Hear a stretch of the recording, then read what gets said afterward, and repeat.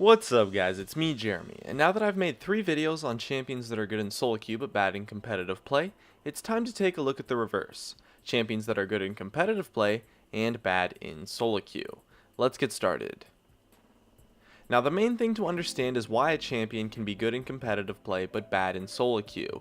And before I get into it, it's worth saying that in Soloqueue it is true that you can really make anything viable work for you.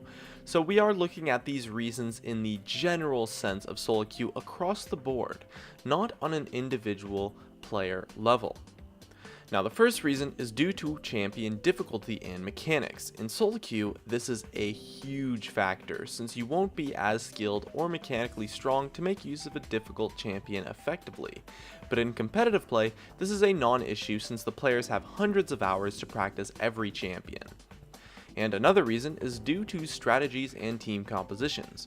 A lot of champions require a team composition to be built around them or need to be played in a proper team comp to be powerful, and you're just not going to get that in Soloqueue.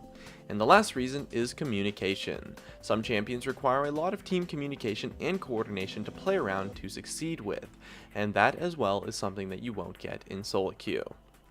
Without further ado, our first champion we have is Azir.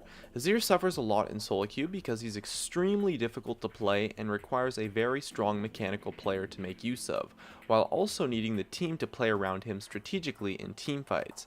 However, in competitive play, both of those are a non-factor, and so Azir has risen as a very popular and extremely strong pick.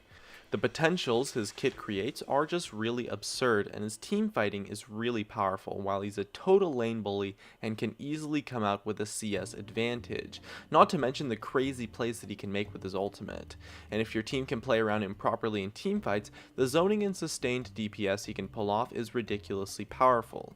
In addition, he doesn't have too many bad matchups, and so overall he's proven to be a very powerful pick. Next up we have Bard. Bard is a champion who suffers a lot in Soloqueue due to the fact that he requires a lot of coordination and team communication to make powerful plays with, especially in teamfights. And in Soloqueue you aren't really going to get that, and most players don't really know how to play with Bard. However, in competitive play, the voice comms make a huge difference, as well as your team can adjust to the strategies involving him.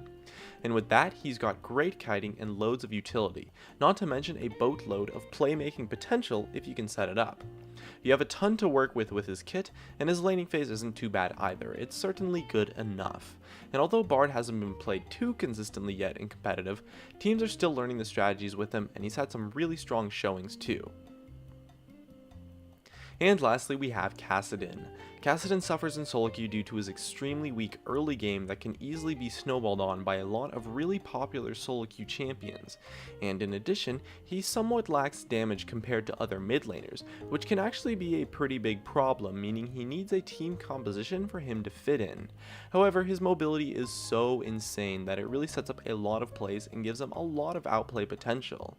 And if you don't have to rely on Kassadin as the main source of damage, his sustained DPS can be quite powerful as he's great at killing tanks.